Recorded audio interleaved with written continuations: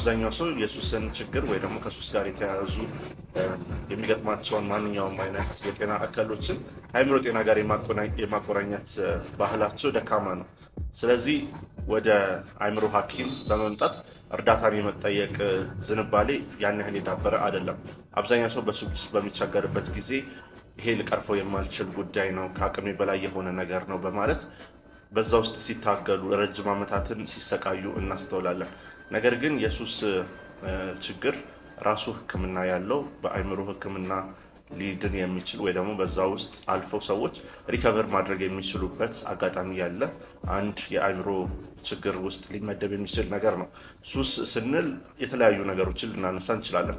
ለምሳሌ ከአልኮል ጋር የተያዙ ከጫት ሲጋራ ጋር የተያዙ ችግሮችን እናስተውላለን። እነዚህ በስፋት በማህበረሰባችን ውስጥ የሚስተዋሉ ችግሮች ናቸው። እንደዚሁም ሌሎች አደንዛዥ እጾች እንደዚሁ በጥቅም ላይ ይውላሉ። እነዚህ ሁሉ በአእምሮ ላይ ከፍተኛ የሆነ ጫናን ያሳድራሉ። ከስራ ወይ ደግሞ ከትምህርት እንደዚሁም ከተለያዩ ፕሮዳክቲቭ ከሆኑ ስራዎች ሰዎችን ሲያስተጓጉሉ እናስተውላለን።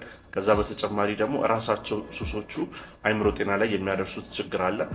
የተለያዩ ዲፕሬሽን፣ ሳይኮሲስ የመሳሰሉ ችግሮችን ያስከትላሉ። ከዛ በተጨማሪ ደግሞ አካላዊ የሆኑ ጉዳቶችን እንደዚሁ ያስከትላሉ። ለምሳሌ አልኮልን በአብዛኛው የሚጠቀም ሰው ጉበቱ ላይ ጉዳት ይደርስበታል። ሲጋራን የሚጠቀም ሰው ሳምባው ላይ ጉዳት ይደርስበታል እና የመሳሰሉት።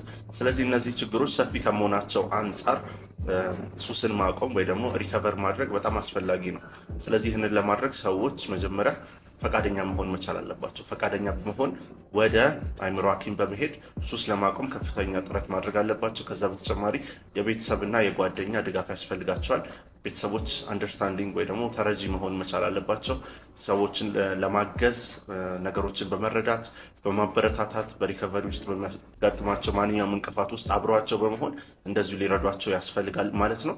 ከዛ በተጨማሪ ደግሞ በተለያየ ጊዜ እንደምንናገረው ሪከቨሪ ግሩፖችን ማቋቋምና ለዚህ አድቮኬት ማድረግ፣ ስለዚህ ማውራት፣ በተለያዩ አጋጣሚዎች በሶሻል ሚዲያም ሆነ በዋና በሜንስትሪም ሚዲያዎች ስለዚህ ጉዳይ መነጋገር ሰዎች የበለጠ ስለዚህ ጉዳይ እንዲያወሩና እንዲነጋገሩ መፍትሄም እንዲያበጁ ይረዳል።